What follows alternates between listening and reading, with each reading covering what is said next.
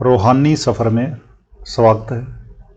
आज हम जानेंगे कि भजन सिमरन किस तरह से किया जाता है, जिसको हम दूसरी भाषा में कहें कि जो मेडिटेशन है, मेडिटेशन अलग अलग तरह की, लेकिन जो असली मेडिटेशन है, जो रूहानी मेडिटेशन है, वो किस तरह से की जाती है। यानी कि रूहानी सफ़र की हम जो भी बात करेंगे तो किस तरह से भजन सिमरन करना है, और ये सभी धर्मों के लिए मान्य है।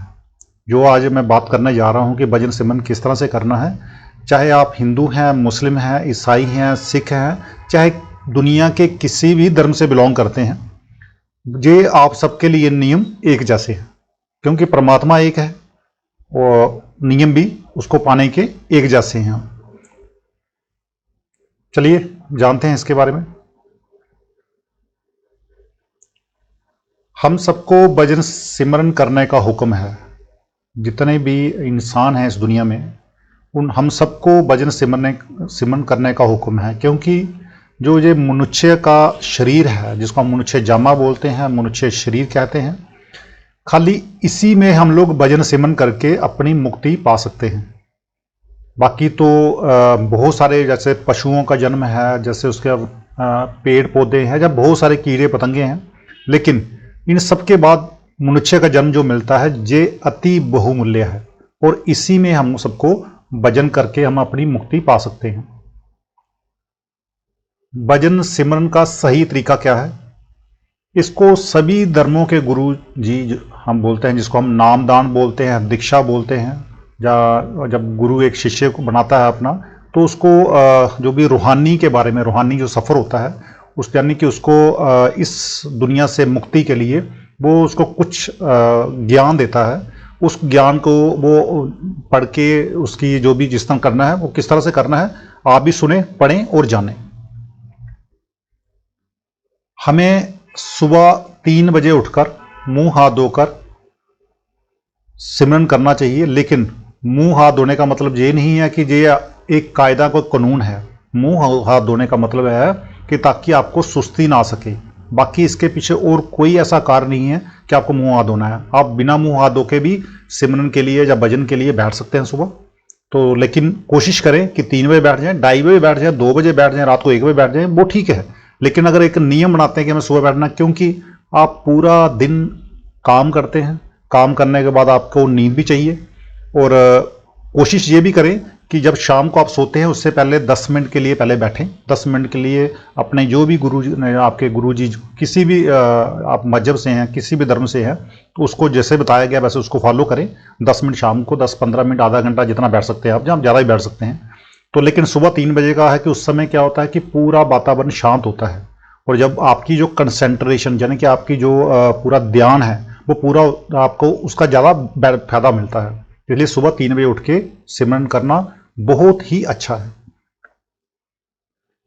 और सिमरन को हमेशा छुपकर करना चाहिए, खुद को ढक लेना चाहिए, ताकि हमें कोई देख ना सके और हम बिना किसी बाधा के सिमरन कर सकें। हमेशा कोशिश करें कि सिमरन को बाकी लोगों से छुपकर करना चाहिए, दिखावा नहीं करना। हमें अपने परिवार में, जहाँ अपने सगे संबंधियों को ये नहीं दिखाना कि हम सिमरन कर रहे हैं। जितना हो सके इसको गुप्त रखें, जितना हो सके इसको आप शांत भाव से करें, ताकि कोई देखे ना। क्योंकि जब कोई देखता है तो उसके मन में होता है कि ये देखिए इसकी तो हमारी, ये देखिए भजन सिमरन कर रहा है ना, इसकी ये परमात्मा के काफ़ी करीब है। बहुत सारी ऐसी बातें आती हैं, बाकी जो उनके मनुष्यों के मन के अंदर बहुत सारी ऐसी बातें आती हैं, जिससे हमारी प्रगति, जो आगे हम भजन सिमरन करते हैं, जो हमारा जिस पथ पे हम आगे जाते हैं, यानी कि जो हम रूहानी सफ़र पे जाते हैं, तो वो हमारे लिए वो बाधा का कारण बनती है। इसलिए कोशिश करें कि जितना हो सके छुप के करें, सबके सामने मत करें। आसन जिस पर भी बैठेंगे वो सूती का होना चाहिए या कंबल का होना चाहिए, जहाँ पर भी बैठें, क्योंकि जब आप बैठते हैं, भजन सिमरन के लिए बैठते हैं, नाम शब्द जपते हैं, तो उस समय क्या होता है कि हमारे अंदर एनर्जी प्रोड्यूस होती है, एनर्जी पैदा होती है। तो वो जो एनर्जी किरणें हैं, वो एनर्जी किरणें आपके शरीर के अंदर ही जज्ब हों, आपके शरीर के अंदर ही रहें। तो इसलिए कोशिश करें कि आपका जो सूती का होना चाहिए या कंबल का होना चाहिए, और कंफर्टेबल होना चाहिए।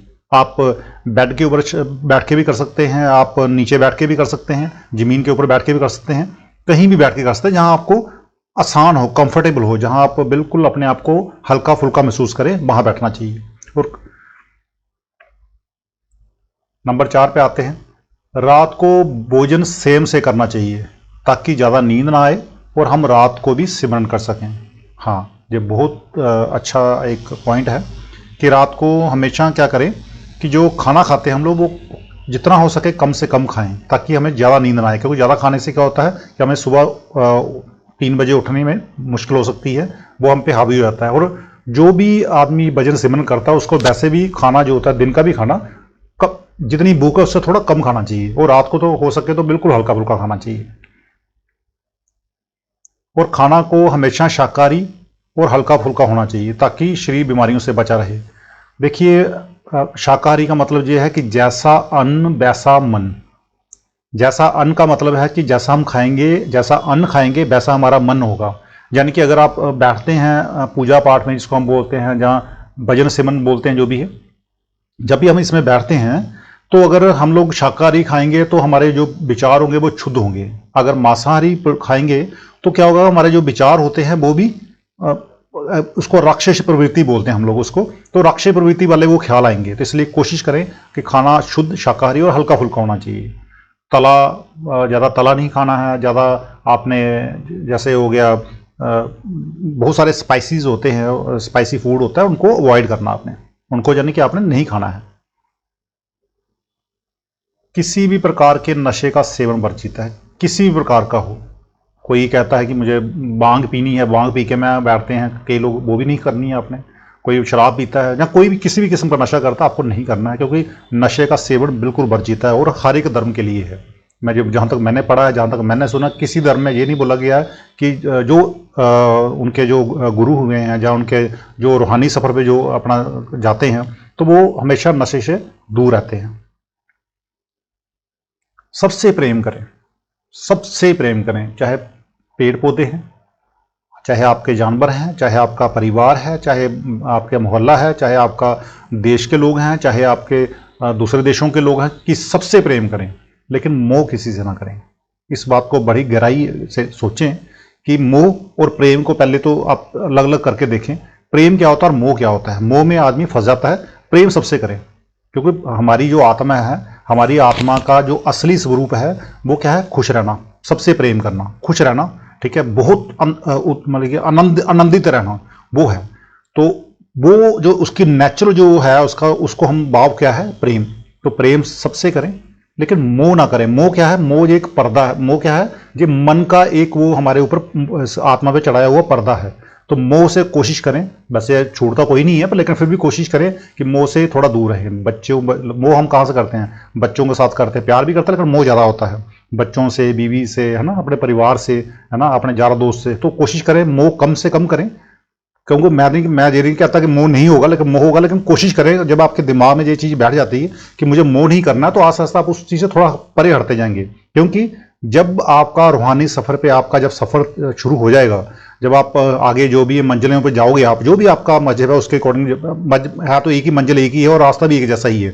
जब आप आगे आगे बढ़ते जाएंगे तो आप प्रेम करेंगे, लेकिन मोह अपने आप छूटेगा। लेकिन जब तक वहां नहीं बनते, जब तक आप गुरुमुख नहीं बनते, जब तक आप गुरुमुख नहीं बनते तब तक तो मोह आपके अंदर रहेगा। बाकी आपकी जो 9 इंद्रियां हैं वो पूरा आपको, आप पे हावी होने की कोशिश करेंगी। लेकिन जब आप पूरे गुरुमुख बन जाएंगे तो फिर आप प्रेम करेंगे, मोह छूट जाएगा। लेकिन उससे पहले प्रेम सबसे करें, मोह नहीं करना आपने।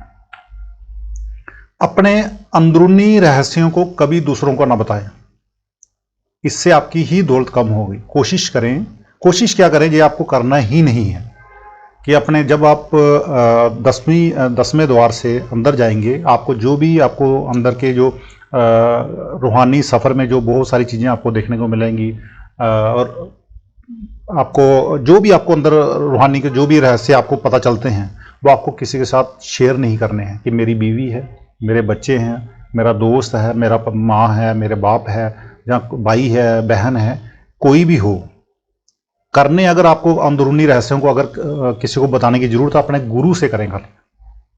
जिस गुरु से आपने नाम शब्द लिया है, किसी भी धर्म, किसी मजहब, मैं बाबर यही बोलना, किसी भी धर्म से हैं आप, किसी मजहब से हैं, आप अपने गुरु से कर सकते हैं। गुरु के सिवाय आप किसी दूसरे के साथ अपने अंदर के रहस्यों का जिक्र मत करें। अंदर बहुत सारी ऐसी दौलतें हैं, जब आप अंदर जाएंगे तो आपके जो हम लोग बोलते हैं शक्तियाँ, बहुत सारी शक्तियाँ आपके कंट्रोल में होंगी। जब आप अंदर बैठते हैं, नाम शब्द के लिए बैठते हैं, बहुत सारी शक्तियां आपके कंट्रोल में होंगी, लेकिन आपने उन रहस्यों को किसी के साथ जिक्र नहीं करना है। हाँ, क्रोध को कोसों दूर रखें। क्रोध और सिमरन जो उल्टा है। अगर आप क्रोध करते हैं तो बहुत सारी आपकी शक्ति है, जहाँ सिमरन है वो नष्ट होती है। इसलिए क्रोध और सिमरन बिल्कुल उल्टे हैं। अगर आप क्रोध करते हैं, गुस्सा करते हैं, तो इसका मतलब है कि आपके सिमरन में कहीं, आप जो सिमरन है कहीं ना कहीं उसमें आप पूरे खरे नहीं उतर रहे हैं। इसलिए कोशिश करें, अगर क्रोध अपने जज्ब करते हैं, क्रोध कम करने की कोशिश करते हैं, तो उससे क्या होगा, आपके सिमरन आगे नाम शब्द में या सिमरन में या रूहानी सफर में आपका जो सफर है वो तेजी से आगे बढ़ेगा। अगर आपको क्रोध आता है तो आप जो भी नाम शब्द, जो भी आपको आपके गुरु ने जो चीज़ बताई है, उसको अपने जो मन के अंदर उसको जपें, जब मन के अंदर उसको करें, जैसे जो क्रिया आपको बताई गई है। लेकिन उससे क्या होगा, आपका क्रोध शांत हो जाएगा।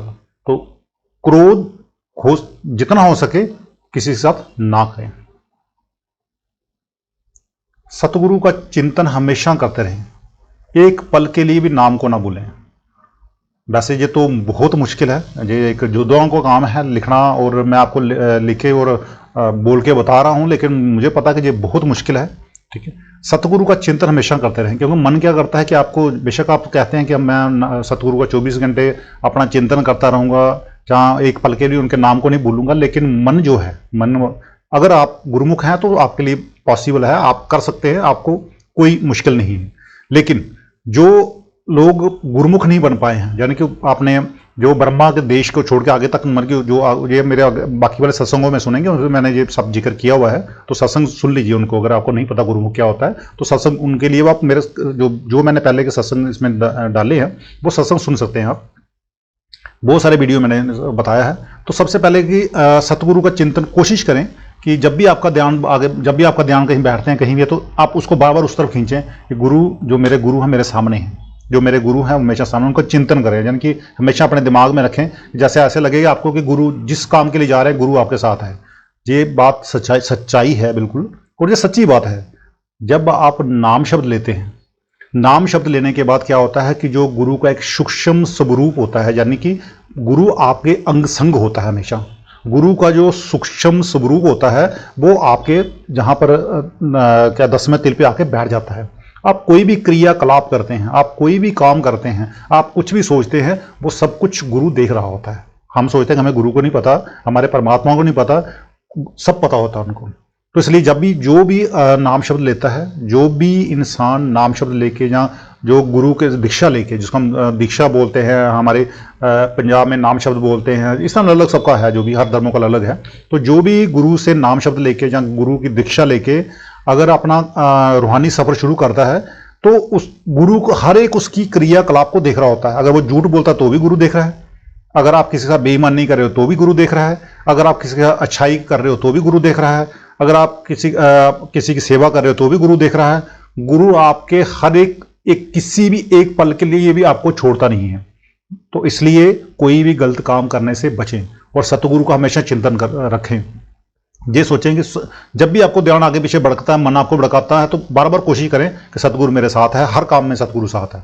और आप विश्वास करें, जब आप ये इस तरह की आप अभ्यास डालने की कोशिश करेंगे तो आपके सारे काम सफल होंगे, आपका कोई भी काम गलत नहीं होगा।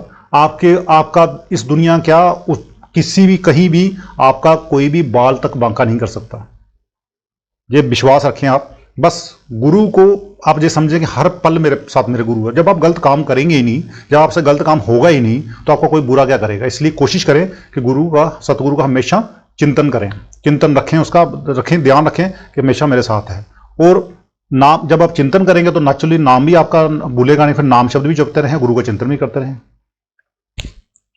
और सेम से काम लें। ये पराई स्त्री पर कभी भी नजर ना रखें। ये आपकी वर्षों की कमाई दौलत को मिट्टी कर सकता है और आपको पीछे धकेल सकता है। आप चाहे नाम शब्द कर रहे हैं, अगर आपकी प्रोग्रेस होती है, आपकी प्रगति आगे होती है, आप मंजिलों तक जाते हैं, पहली मंजिल, दूसरी मंजिल, तीसरी मंजिल, चौथी मंजिल, जिस तरह से जाते हैं, और कोशिश करें कि किसी भी पराई स्त्री पर अपनी बुरी नजर ना रखें। सबको अपनी माँ बेटी की तरह समझें। फिर बोल रहा हूँ, सब जितने भी हैं अपनी जो पत्नी के सिवाय बाकी सबको, सब स्त्रियों को माँ बेटी का दर्जा दें और उनको दिल से माने, दर्जा भी दें और मन से माने। तो इससे क्या होगा कि आपकी जो और ज़्यादा आपकी प्रगति होगी।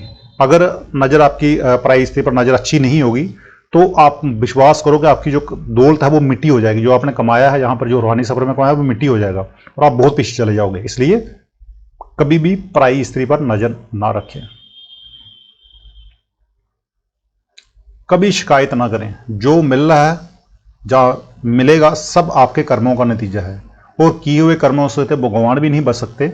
इसलिए विवेक से काम लें, कभी भी किसी चीज़ की शिकायत ना करें, मुझे ये ना नहीं मिला, मुझे वो नहीं मिला, मेरा साथ ये बुरा हुआ। ये सब जो भी अच्छा या बुरा हो रहा है इस दुनिया में, वो कहाँ किसका नतीजा है? वो हमारे पिछले कर्मों का नतीजा है, चाहे इस जन्म के हैं चाहे वो पिछले जन्मों के हैं, उसका नतीजा है। और जो कर्म है उससे तो भगवान नहीं बच सकता है, तो बाकी इसलिए हम लोग किस खेत की मूली हैं। इसलिए विवेक से काम लें और जो कर्मों को अगर कम करना चाहते हैं, अगर लगता है कि आपके बहुत बुरे कर्म हैं जहाँ आपको डर लगता है उनके नतीजों से, तो जितना हो सके नाम शब्द से बचें। तो इससे क्या होगा कि नतीजा तो भुगतना पड़ेगा, लेकिन ये होगा कि आपका वो उसका जो नतीजा जो होगा, बुरे कर्मों का नतीजा होगा, वो कम होगा। फॉर एग्जाम्पल, किसी का एक्सीडेंट होना है, उसकी एक्सीडेंट होके उसकी टांग टूटेगी और उसको 6 महीने या साल या 2 साल के लिए उसको बेड पे रहना पड़ेगा, क्योंकि उसके पिछले कर्म कुछ ऐसे हैं। तो अब वो तो होना ही, एक्सीडेंट जो मर्जी हो जाए, लेकिन अगर वो पूरे गुरु, जहां फिर बात बोल रहा हूं, पूरा गुरु चाहिए, नहीं तो दुनिया भर के गुरु है लेकिन वो गुरु नहीं है। गुरु जो पूरा गुरु, वो मैंने वीडियो में मेरे जितने भी वीडियो रूहानी सफर के जो वीडियोज हैं उनमें सब में मुझे बात तकरीबन हर वीडियो में बताने की कोशिश करता हूं कि पूरे गुरु को ढूंढो। तो पूरे गुरु को अगर आप नाम शब्द लेके, अगर उनके बताए हुए जो भी है तरीके से अगर नाम भजन सिमरन करते हैं, नाम जपते हैं, तो ये मानिए आप कि आपका एक्सीडेंट तो होगा, क्योंकि जिसका लिखा है किस्मत उसका एक्सीडेंट तो होगा, पर उसका एक्सीडेंट कहाँ होगा? सपने में होगा। जहां उसको 2 साल भुगतना है वहां कहाँ 2 मिनट में, यानी सपने में एक्सीडेंट होगा। 2 मिनट के लिए उसको वैसे ही महसूस होगा जैसे कि एक्सीडेंट हो गया, तो बेड पे पड़ा है, लेकिन 2 मिनट के बाद वो जब उठेगा, जब आंख खुलेगी, सब ठीक हो जाएगा। कहने का मतलब है कि हुआ कर्म तो भुगतने पड़े, पर कर्म कहाँ 2 साल के लिए थे, कहाँ वो 2 मिनट में भुगतेंगे। इसलिए विश्वास रखो, अपने गुरु में विश्वास रखो, परमात्मा में विश्वास रखो, लेकिन अच्छे कर्म करो तो सब अच्छा होगा। नियमित सत्संग सुने, सबको प्रेम करें, पर कभी भी नास्तिक के साथ बहस ना करें और उनकी संगत कम करें। बहुत अच्छी बात है यहां पर कि हर दिन सत्संग सुने। सत्संग सुनने से, हर रोज सत्संग सुनने से क्या होता है कि हमारा मन जो है वो परमात्मा की तरफ रहता है। मैं क्यों हर दिन सत्संग सुबह 3 बजे डालता हूं? सुबह 3 बजे सत्संग डालने का मेरा एक ही मकसद है कि अगर एक आदमी, सिंगल आदमी भी मेरा कोई सत्संग सुन रहा है तो मैं ये नहीं कहता हूं कि लोग हजारों सुने, लाखों सुने, क्योंकि अच्छी चीज़ों की तरफ जाना बहुत मुश्किल है। अगर मैं बोलूं कि आपको यूट्यूब पे वीडियो देखने हैं, फनी वीडियो देखने हैं, मजाक वाले वीडियो देखने हैं, फिल्में देखनी हैं, आप 4-4 घंटे बैठेंगे उसको देखेंगे। लेकिन अगर सत्संग सुनना है तो बस जैसे सत्संग सुनेंगे, फॉर्मेलिटी करेंगे, ऑन करेंगे, उसके बाद छोड़ देंगे या देखेंगे नहीं। उसमें हम नुक्ताचीनी निकाल लेंगे, सत्संग अच्छा नहीं है, इनके शब्द अच्छे नहीं बोले हैं, इन्होंने रुक रुक के बोला है, कहीं ऐसा है, क्योंकि हमारा मन वो करवाता सारा। इसलिए नियमित सत्संग सुने। रोज सत्संग सुनने से क्या होता है कि आपका जो सफर है, अंदर का जो सफर है, वो रूहानी सफर है, उसमें बहुत ज़्यादा प्रोग्रेस होती है। और सबको प्रेम करें, सबके साथ प्रेम करें, लेकिन कोशिश करें कि जो भगवान को नहीं मानता, परमात्मा को नहीं मानता, उसके साथ बहस नहीं करें, क्योंकि उसको पता नहीं है। और कोशिश करें उनकी संगत भी कम करें, क्योंकि वो आपको क्या करेंगे, आपको परमात्मा से आस्तिक से नास्तिक बनाने को बन जाओगे, उनके साथ जैसे रहोगे उनके साथ बन जाओगे। इसलिए आपको सत्संगी के साथ रहना चाहिए, या फिर आपको नियमित सत्संग सुनना चाहिए और परिवार में पूरे परिवार को सत्संग सुनाना चाहिए। इससे क्या होगा कि सबके जो आते होंगी वो अच्छी होंगी, सबका जो एक दूसरे के प्रति व्यवहार होगा वो अच्छा होगा और प्रेम भरा होगा, और घर में एक खुशनुमा माहौल होगा। और जहां पर रोज सत्संग सुना जाता है, बहुत इंपॉर्टेंट, बहुत आपको बोल रहा हूं, बहुत इंपॉर्टेंट बात है, इसको आपको ध्यान से सुनिएगा कि जिस भी परिवार में रोज सत्संग होता है, यानी कि आप चाहे वो सुनते हैं, पूरा परिवार सत्संग सुनता है, उस घर में हमेशा पॉजिटिव वेव्स रहती हैं। पॉजिटिव वेव्स मतलब कि हम दूसरी भाषा में बोल रहे हैं, हमारे गुरुजी का वो पूरा रहता है, वहां पर ना आशीर्वाद रहता है। तो इसलिए रोज सत्संग सुनने की कोशिश करें। रोज अपने वक्त में से 2.5 घंटे दें। अगर नया नाम शब्द लिया है तो धीरे धीरे समय बढ़ाएं। आप रोज 2.5 घंटे दें, यानी कि आप अगर 24 घंटे होते हैं एक दिन में तो कम से कम 10% बोलते हैं उसको हम, है ना। तो 10% का मतलब है कि हम 10% तो अपने टाइम में से हमें देना चाहिए यहाँ पर। तो जरूर दें, कोशिश करें कि 2.5 घंटे से 3 घंटे दे दें, 4 घंटे दे दें, कोई फर्क नहीं, लेकिन 2.5 घंटे दें। 2.5 घंटे दें। अगर नया नया नाम शब्द लिया नहीं बैठ सकते हैं, या फिर पुराने भी आपने नाम शब्द लिया नहीं बैठा, तो आस्ता आस्ता कोशिश करें कि धीरे धीरे अपना जो जो नाम शब्द जपते हैं या सिमरन करते हैं, जहाँ बैठते हैं जब भी, तो उसका वक्त धीरे धीरे बढ़ाएं। अगर इकट्ठे नहीं बैठ सकते तो आधा घंटा सुबह बैठे, आधा घंटा दोपहर को जब भी आपको टाइम मिलता है, नहीं मिलता तो शाम को सही, 1 घंटा शाम को, जिस तरह से आपको मिलता है ना, 1-1.5 घंटा, थोड़ा टाइम 2, 3 या 4 बार करके भी निकाल सकते हैं। तो कोशिश करें 2.5 घंटे का समय दें। रोज रात को खुद को पूछें कि आज आपने क्या अच्छा काम किया। इससे आपको दूसरों की मदद करने की प्रेरणा मिलेगी और आपकी तरक्की आसान होगी। रोज रात को अपने आप से आपको पूछना चाहिए कि मैंने आज का अच्छा काम क्या किया। इससे क्या होगा कि आप दूसरे लोगों को किस तरह से मदद करोगे, उसकी प्रेरणा मिलेगी और आपकी जो आगे रूहानी सफ़र में तरक्की होगी वो बहुत ज़्यादा आसान हो जाएगी। अच्छा बने, ताकि आप इस तरह से अच्छा बने कि ताकि लोग पूछें कि ये किस गुरु का नाम शब्द लिया है, ये किसका शिष्य है।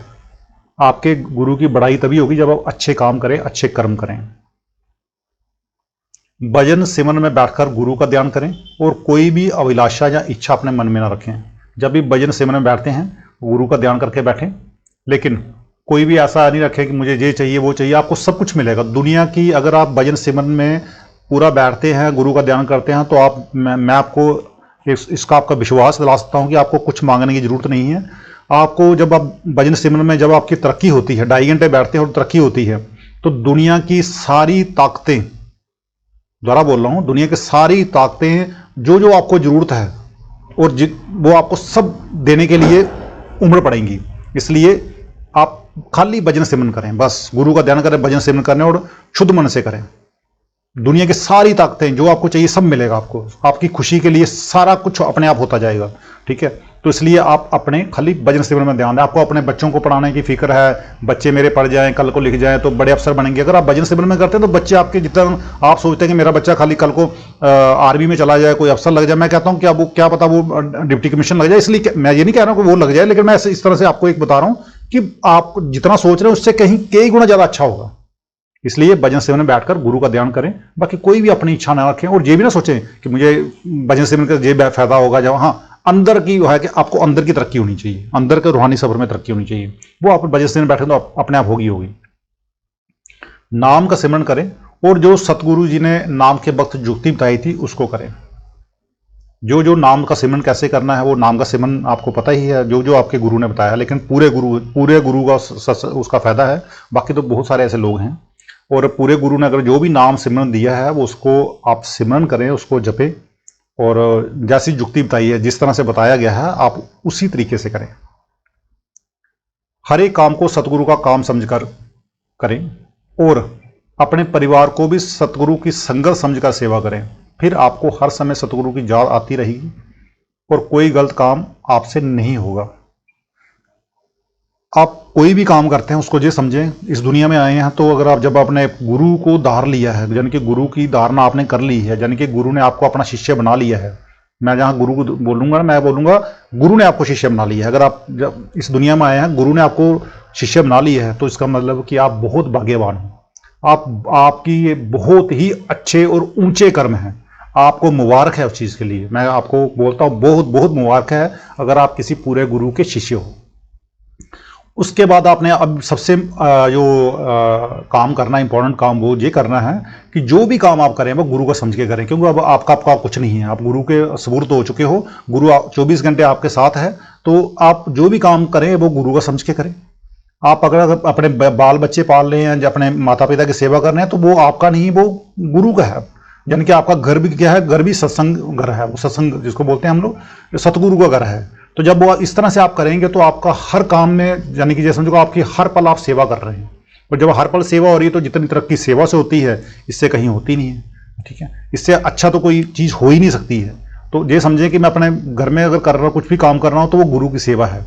तो इसमें इससे क्या होगा, जब आपकी तरक्की होगी तो कोई गलत काम आपसे नहीं होगा। और सारी ताकतें, दुनिया की सारी ताकतें, वो तो कुछ भी नहीं है ताकतें, जब परमात्मा से बड़ी कोई चीज़ नहीं है। ये ताकतें छोटी मोटी चीज़ें हैं, तो सारी ताकतें आपके अच्छाई के लिए, आपके भले के लिए अपने आप जुट जाएंगी।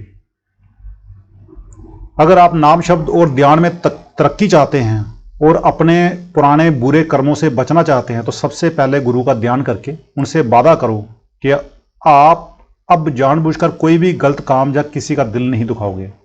अब इसके बाद आप गुरु घर में सेवा में जरूर हिस्सा लो। इस जो लाइन मैंने ये लिखी है, इसको बेशक आप 4 बार पढ़ें। ये आपने करना है कि अगर आप नाम शब्द और ध्यान में तरक्की चाहते हो, तो पुराने और जो आपने इस जन्म में या पिछले जन्मों में बुरे कर्म किए हैं, उनसे ही बचना चाहते हो, तो गुरु का ध्यान करके और उनसे वादा करो कि आज के बाद आप कभी भी जानबूझकर कोई गलत काम नहीं करोगे। जाने अनजाने हो जाए तो बात अलग है, लेकिन जानबूझकर नहीं करोगे। और किसी भी इंसान का, पशु का, पक्षी का, किसी का दिल नहीं दुखाओगे।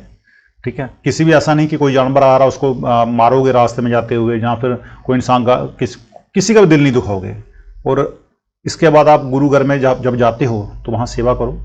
और अपने, जैसे मैंने पिछले अभी बताया आपको कि सेवा घर में भी करते हो तो ये समझ के करो कि ये गुरु की संगत है। ये जो मेरे बच्चे हैं, बीवी हैं, जब मेरे को बीवी बच्चे नहीं हैं, ये गुरु की संगत है और मैं संगत की सेवा कर रहा हूँ। ठीक है, तो इस तरह से करेंगे तो आपकी तरक्की जरूर होगी। हर समय कोशिश करें कि आप नाम शब्द मन से याद करवाएं। फिर ऐसा समय आएगा कि मन आपका नाम शब्द रस के साथ जुड़ने में मदद करेगा। यानी कि आप ये कोशिश करें कि जो नाम शब्द है, अगर जिब्बा से जपने की कोशिश करते हैं तो वो कुछ समय के बाद भूल जाएंगे। वो मन आपको जगह जगह लेके जाएगा। कभी आपको दिल्ली पहुंचा देगा, कभी अमेरिका पहुंचा देगा, कभी कनाडा पहुंचा देगा, कभी आपको लाहौर पहुंचा देगा, कहीं पहुंचा देगा आपको, है ना, कहीं पहुंचा सकता है वो। ठीक है, तो कोशिश करें कि मन जो आपका है उसको नाम शब्द उसी से जपवाएं। वो अगर याद करेगा नाम शब्द की, अगर वो सिमरन नाम शब्द को अगर जपेगा, मन जिब्बा से नहीं जपना, मन से, तो मन को आस्ता आस्ता अभ्यास हो जाएगा, उसको लज्जत मिलनी शुरू हो जाएगी। जब उसको लज्जत मिलने शुरू हो जाएगी तब वो आपका साथ भी देगा। तो फिर एक ऐसा समय आएगा कि नाम ही रस के साथ जुड़ने में आपको मदद करेगा। अगर इन 20 सुनहरी नियमों का पालन आप करोगे तो परमात्मा आपसे दूर नहीं है।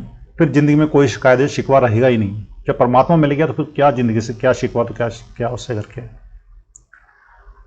तो शुक्र है परमात्मा, चाहे वो उसको अल्लाह कहो, सतगुरु कहे, कुछ भी कहो, किसी भी धर्म या किसी भी उससे है, हम तो शुक्र करते हैं कि परमात्मा आपने ये हमें मनुष्य शरीर दिया है, ताकि हम पूरे गुरु साथ शिष्य बन के पूरे गुरु के हम गुरुमुख बनने की कोशिश करें और सबको फ़ायदा मिले, आपको भी फ़ायदा मिले, सबको फ़ायदा मिले।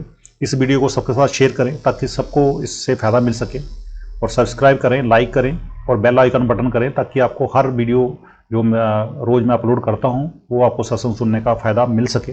ताकि मेरा एक ही जहाँ पर एक उसका है कि आप इस वीडियो को अगर सुबह देखते हो, 3 बजे मैं सुबह डालता हूँ, अगर आप उस वीडियो को सुनते हो तो उससे क्या होगा कि आपका कम से कम परमात्मा की तरफ थोड़ा सा ध्यान रहता है। और मेरी कोशिश रहती है, मैं ये नहीं कहता कि मैं आगे भी हमेशा करूँगा, लेकिन मेरी कोशिश रहती है कि जितने भी मैं सत्संग डालता हूँ 10 मिनट के आसपास डालता हूँ, और वो रूहानी सफ़र के प्रति होते हैं, थोड़े गहरे होते हैं, जो सबकी समझ में आना मुश्किल है, गहरे होते हैं।